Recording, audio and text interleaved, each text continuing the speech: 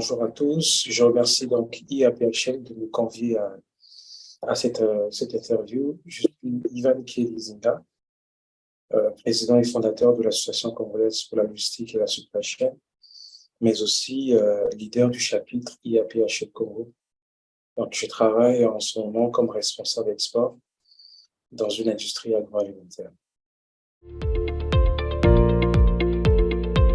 Ok, j'ai participé. C'était pour moi une expérience, une belle réussite aussi.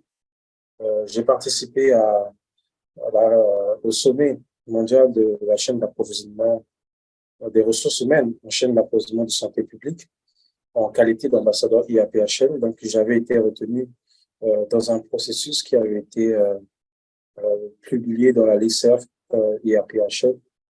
Et j'avais été retenu pour représenter non seulement le chapitre IAPHL Congo, mais je fus aussi le seul francophone, le seul leader des chapitres IAPHL francophones en Afrique, donc à prendre part à ce sommet mondial. Donc, je tenais déjà même à rappeler le contexte même de cette organisation. Donc, c'est un sommet mondial qui s'est tenu à Lusaka, en Zambie, au mois d'octobre 2022. Et j'ai eu donc l'honneur de faire une présentation avec l'ancien directeur exécutif de IAPHL, Monsieur Walter Prosper. Et il était convenu pour moi donc de pouvoir partager mon expérience dans la création d'un nouveau chapitre, en l'occurrence un chapitre francophone, IAPHL Congo. Donc, ce chapitre que nous avons lancé à Brazzaville en novembre 2021, lors de la première édition de la conférence internationale de Brazzaville sur la logistique de santé. Et le même mois de 2022, nous avons tenu la deuxième édition de la conférence internationale de Brazzaville pour la logistique de santé. Et ce qui est intéressant dans ça, c'est que nous avons eu le concours de plusieurs autres nouveaux chapitres francophones, en l'occurrence ceux du Rwanda, du Burkina Faso, de la Guinée, du Mali et bien d'autres. Donc, lors de ma présentation à Lusaka, au sommet Indaba, donc j'ai présenté donc ce sommet donc de Brazzaville comme étant une opportunité pour non seulement la création de nouveaux chapitres IAPHL francophones, mais aussi la croissance de ces chapitres par la mise en place des projets structurants comme des conférences publiques en chaîne d'approvisionnement de santé, mais aussi en termes d'expérience, d'apprentissage. J'ai participé à un atelier sur le plaidoyer qui avait été piloté par IAPHL, mais aussi par le chapitre IAPHL Zambie, si j'ai bonne souvenance. Et ce fut des moments assez intéressants d'interaction entre les différents ambassadeurs IAPHL. Nous étions au nombre de 11 et on prit part. Ça nous a permis de mettre en lumière, on va dire un peu, le processus de mise en place d'un plaidoyer vers les institutions nationales.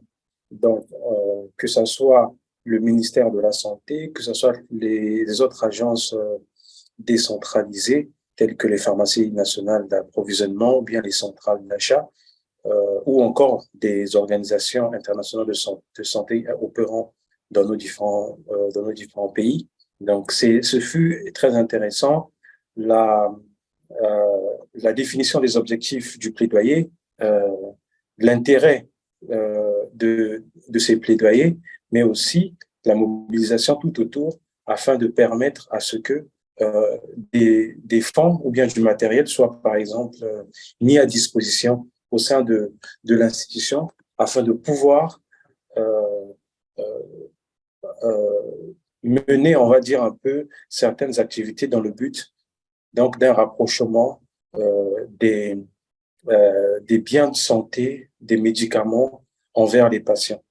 Donc, nous étions toujours donc dans cette vision donc d'améliorer la chaîne d'approvisionnement de santé publique dans nos différents pays, et cela passe nécessairement par des ressources humaines compétentes. Et c'est pour cette raison qu'il y a eu que nous sommes retrouvés à Lusaka afin de pouvoir bénéficier aussi de cette expertise de toutes les autres organisations qui ont pris part. C'était des moments de partage, d'échange, d'apprentissage entre les différents acteurs du domaine.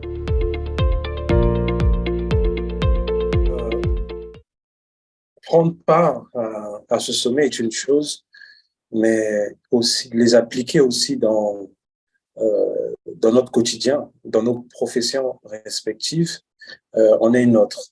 Donc, c'est pour cette raison que cette année, par exemple, 2023, dans la mise en place donc, du plan de travail du chapitre IAPHL Congo, nous avons prévu un plaidoyer donc, que nous allons soumettre très bientôt aux autorités congolaises. Cette expérience, on va dire, elle vient de cet atelier auquel j'ai pris part à Lusaka. Donc, nous allons utiliser ces mêmes techniques professionnelles que nous avons appris à Lusaka pour mettre en place donc ce plaidoyer.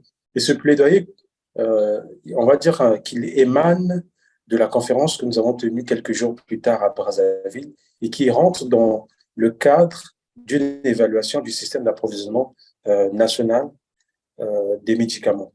Donc, nous y travaillons actuellement et je pense que ce sera bénéfique. Et nous pensons aussi que nos autorités, le ministère de la Santé ainsi que d'autres organisations qui opèrent sur place, donc auront donc manifesteront donc une attention particulière afin que les objectifs donc de ce plaidoyer soient atteints.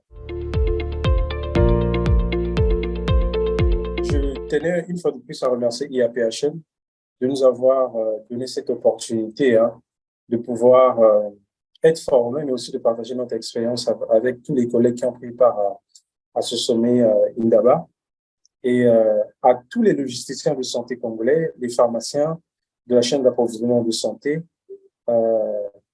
Nous vous encourageons vivement à pouvoir adhérer au chapitre IAPHL qui est déjà officiellement établi au sein de la colloque depuis 2021.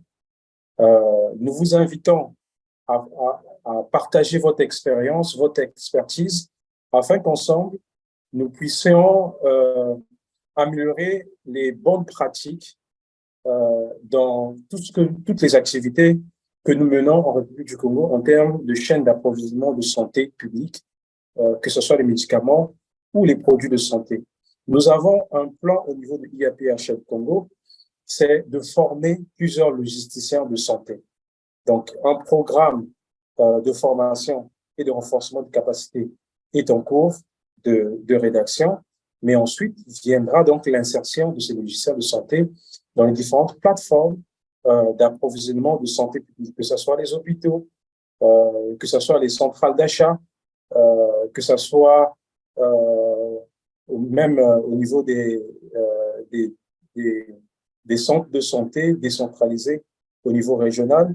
Nous y travaillons afin que l'apport des experts donc logistiques soit bénéfique pour toute la population. Notre credo en logistique, c'est de délivrer le bon produit au bon moment, au bon endroit, au moins de coûts possible, tout en respectant les normes environnementales.